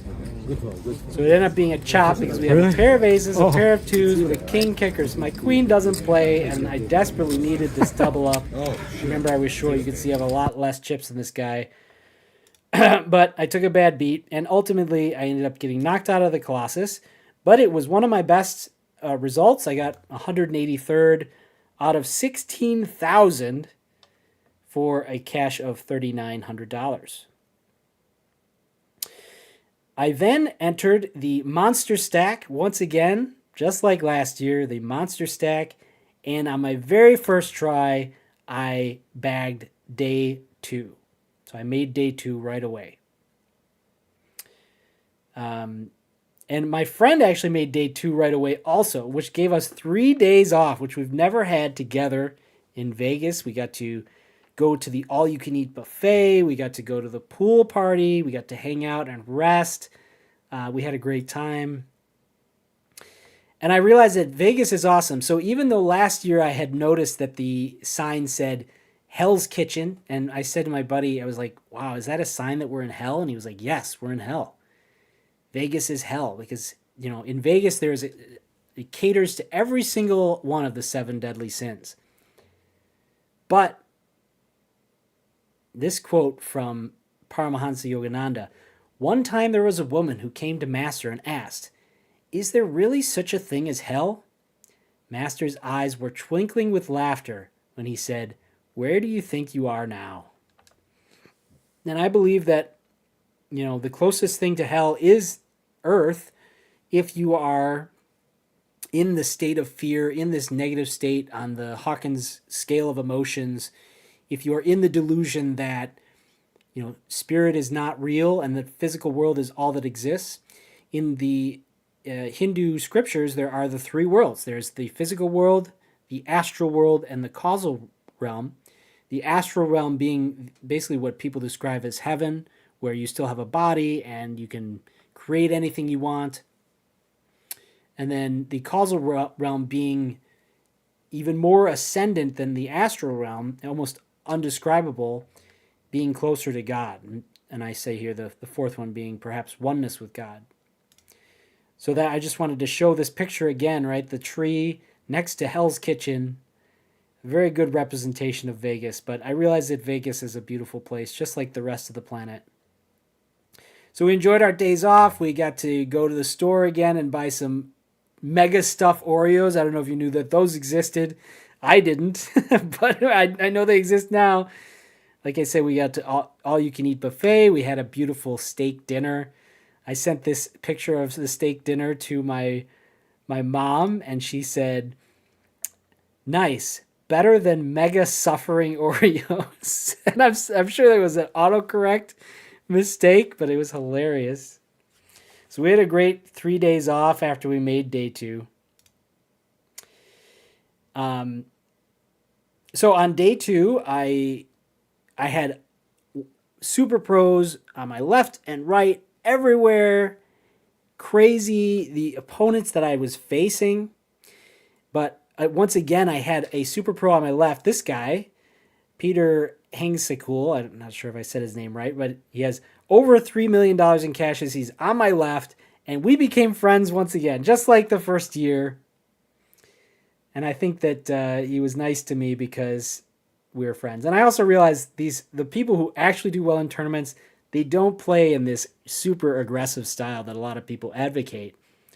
And I skipped over the poker strategy slide because I want to make sure to get to all the stories, but I do believe that people are playing poker incorrectly in tournaments.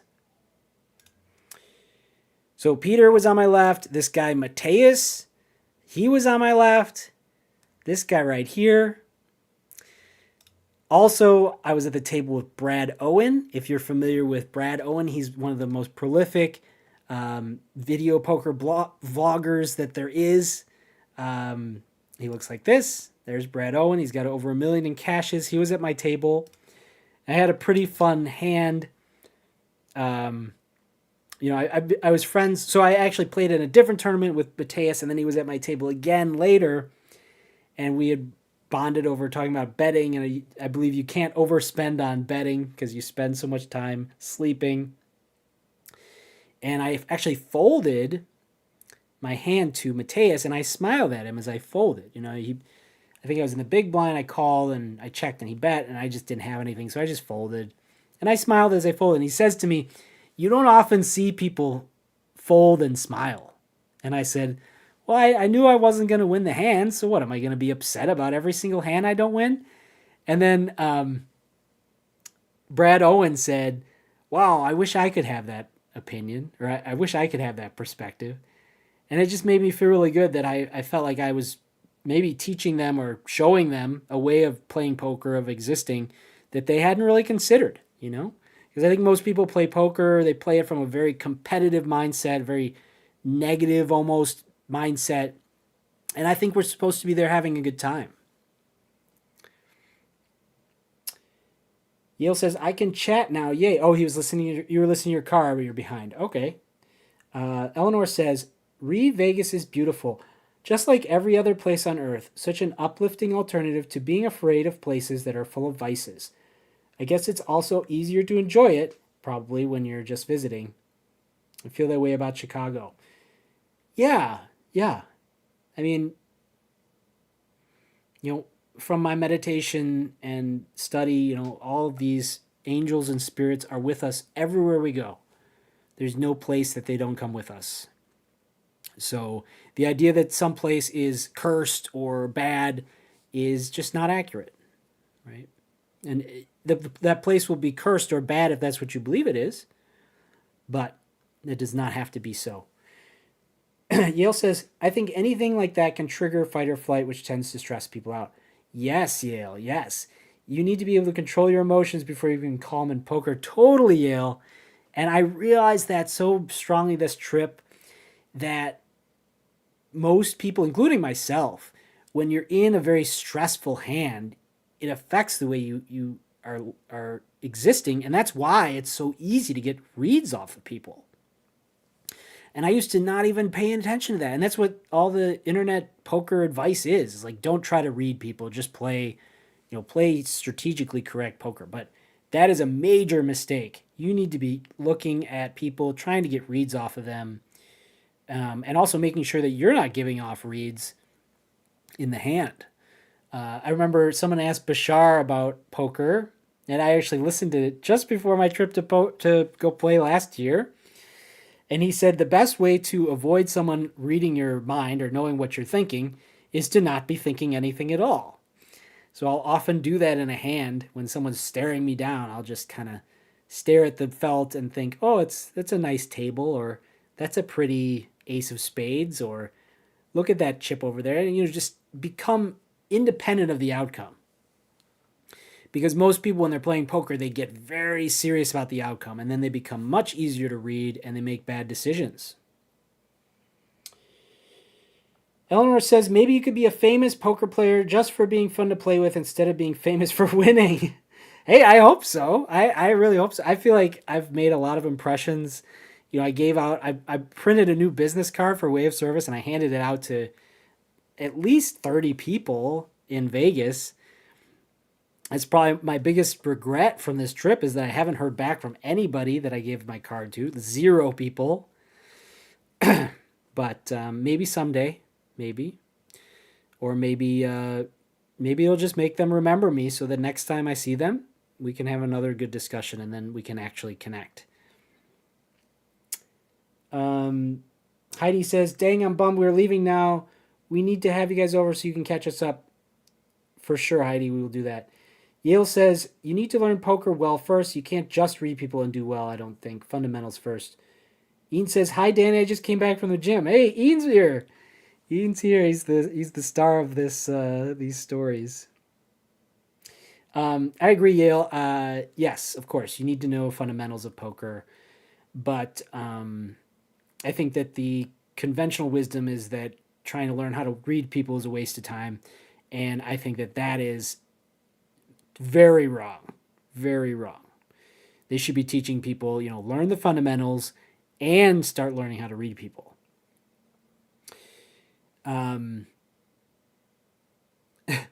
So I had a hand against Mateus, another big blind hand where he raised, and I was in the big blind. I had 10s, 2 offsuit. I had nothing. But he checked the flop, and then he checked the turn, so he hadn't bet. And there was a flush draw, and so I started betting. And then the 4th flush card came out on the river. I bet again. He folded.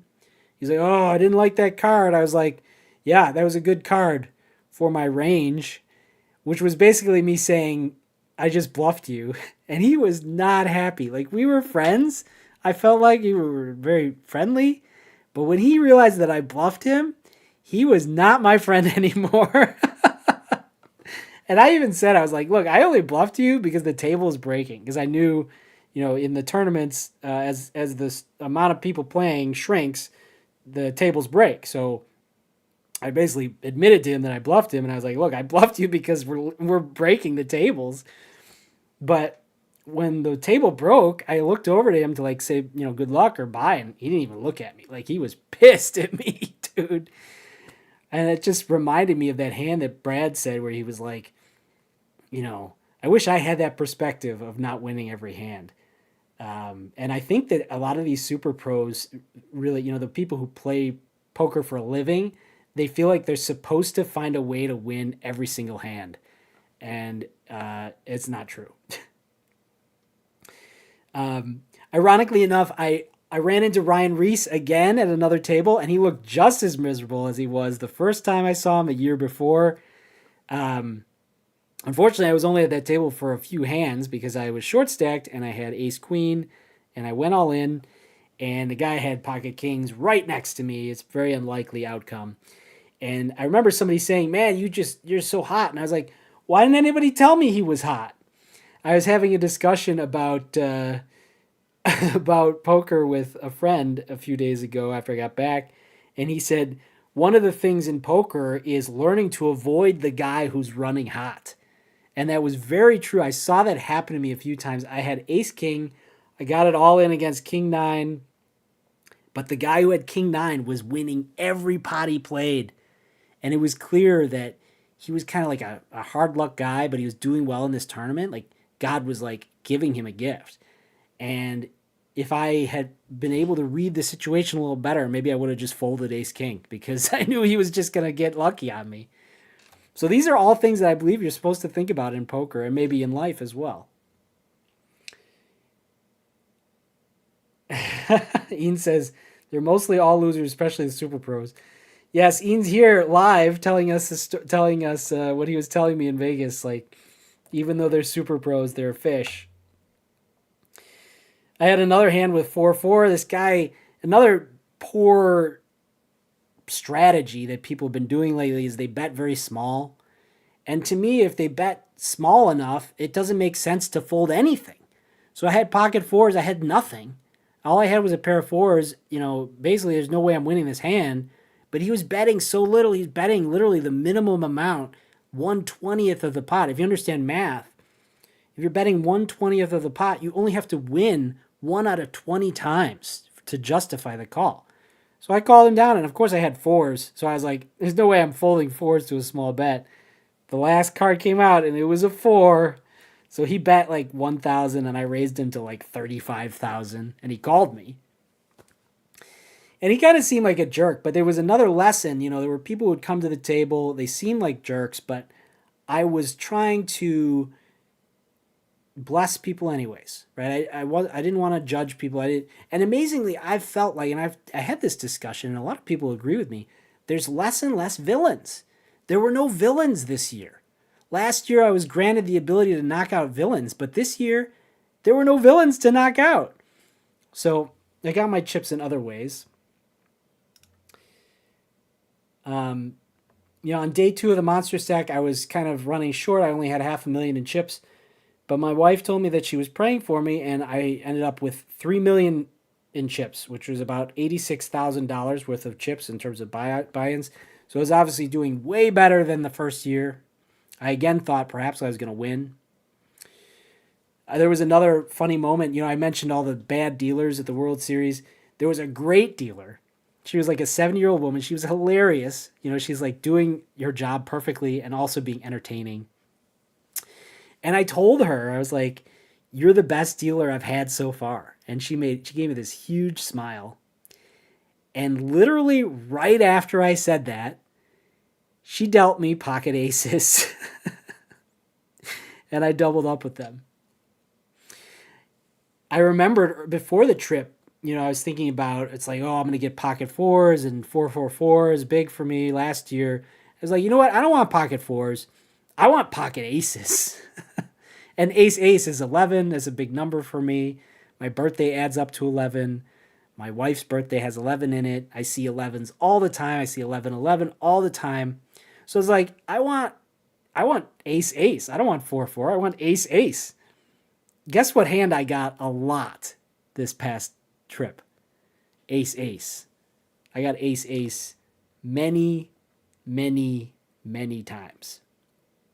So I bagged up for day 3 of the monster stack. Made it to day 3. I had a crazy run up, like I mentioned before, from 500,000 to 3 million in chips. I folded ace king pre-flop. This is another poker situation. Guy in early position raises. I 3-bet, which is another raise with ace king, which is pretty standard. And then the super pro in the cutoff or whatever, he went all in for probably like 35 big blinds.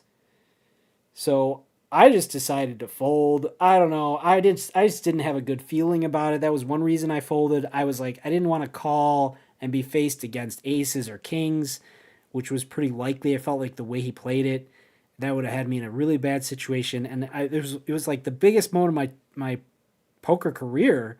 I didn't want to just punt off all my chips in this situation. But, you know, there was that hand, and I lost with a straight against a flush, and I lost with a flush. I folded a flush because the guy, it was a read situation. I saw him when the flush card came. I was like, this guy has a flush. Like, I just looked at him. And I had a smaller flush, and I decided to fold it. So I just kept kind of dwindling down day 3 of the monster stack. And then, here is the... This is the ultimate culmination of my second trip, this past trip to Vegas. Day 3 of the monster stack. This is what happened. I'm going to show you. Give me a moment because I have to change the orientation of this video. Rotate it. There we go. Okay. So here is the hand. So basically, I was down to my last few chips. I went all in. I had pocket 5s. I was up against pocket 9s. 5.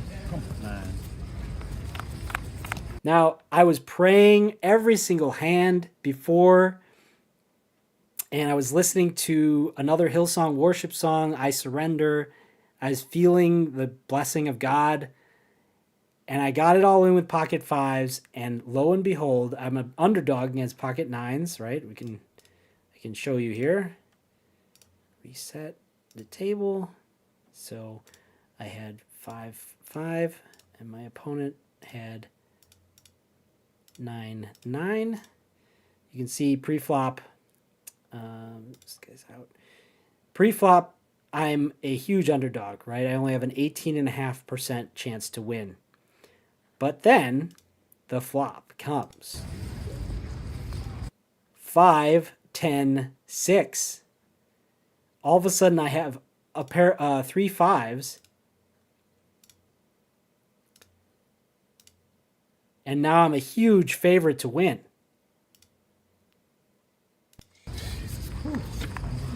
Queen? Oh, God. Oh. Damn. That hurt. Oh. Pocket 5s, pocket 9s, not 5 on the flop. Smile, my friend. You're my... And this guy is the guy who I bluffed in 2024 in the monster stack. That's the nice guy who I tried to bluff with the king deuce hand, and he knocks me out of the monster stack a year later. Monster stack nemesis. You remember last year? Set over 6. No, I don't. I mean, I remember playing. Sick. What I did feel Sick, last Joel. year. Oh, I tried to bluff with a stupid hand. So there you have it. There you have it. And now I think about this hand, you know, I think there was a caller in middle position, and maybe I could have just called. And then when I hit the set on the flop, I could have gone all in, and maybe he would have folded his 9.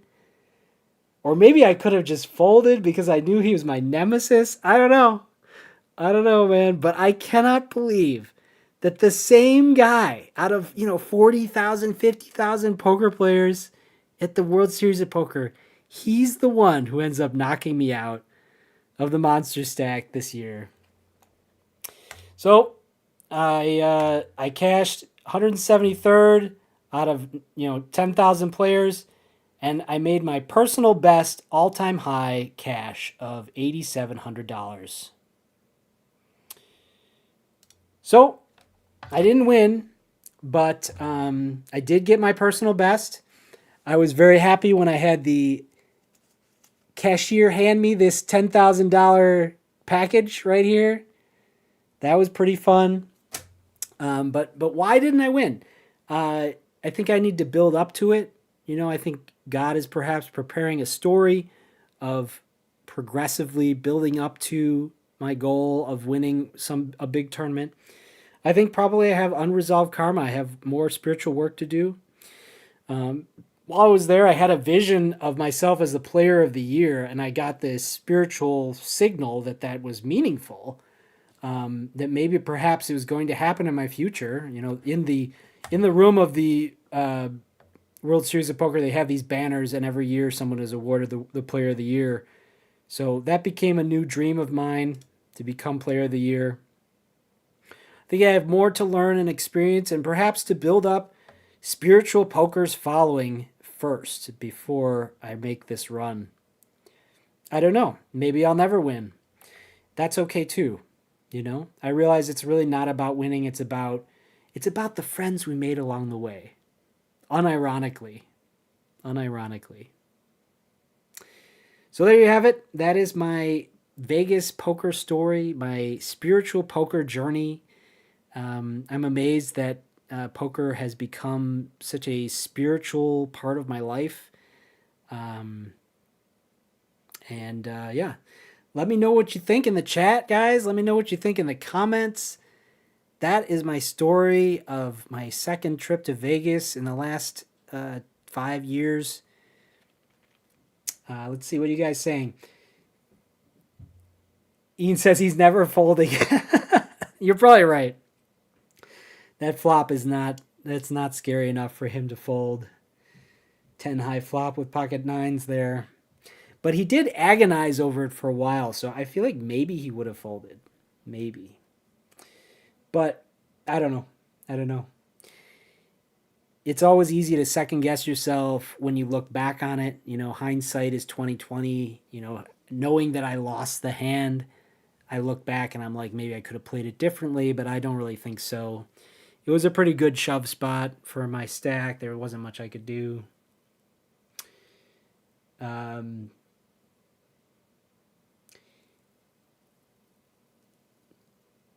Ian says, I'm way more scared of the Lucky Fish than the Super Pro, totally.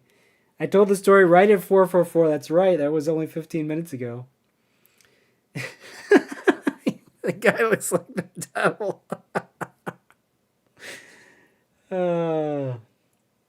Yale says, crazy story. I know. Yale says, it makes you really realize how the world really works under the hood. We are just not so tuned into the story going on before our eyes. Until you are, exactly.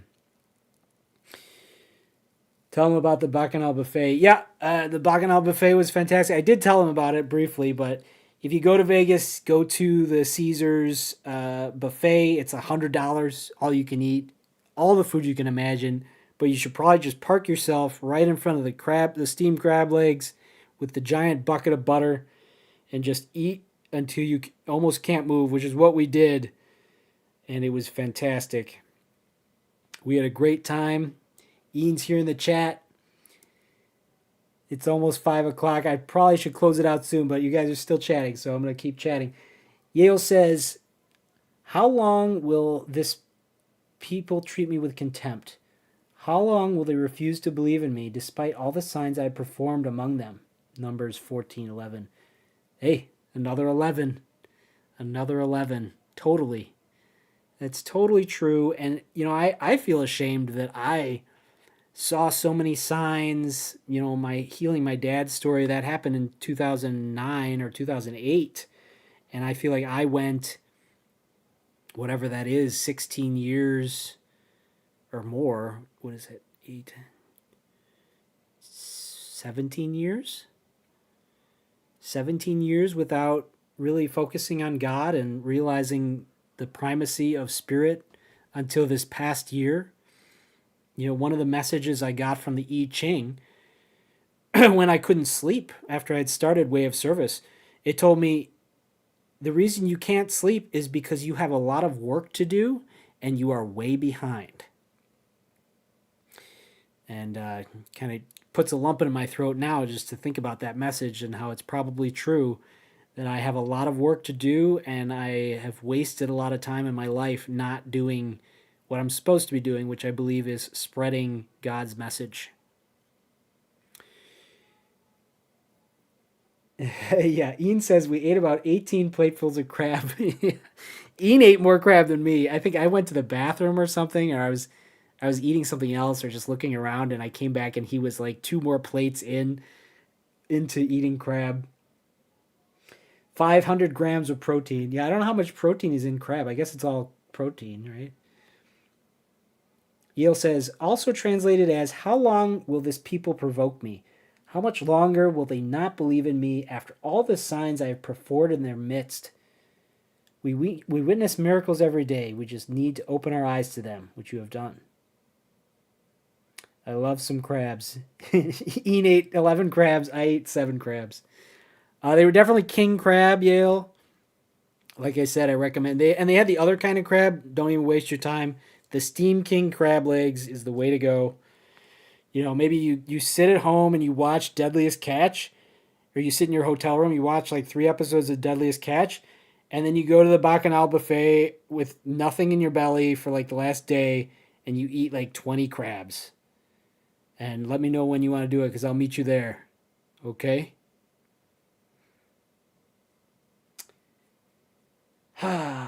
Well, I don't want to say bye because this has been so much fun, but I really should. It's 5 o'clock, and I've told all my stories. I don't have anything else to tell for now. It was a beautiful trip, and I look forward to the next one, and I look forward to the next live stream. Look forward to the next video and everything that we do together, everyone. I love you guys, and I hope you enjoyed this one. Let me know what you think in the comments. Don't forget to hit the like and subscribe button. Hit like and subscribe, please, if you enjoyed this. Forgot to mention that. I'm such a bad YouTuber. I'm supposed to beg you to like, and subscribe. Whatever. It's all good. So anyways, ladies and gentlemen, I'm Danny, your host of The Way of Service. I'm live here every Friday at 3 p.m. Central Time. I love you guys, and I will see you.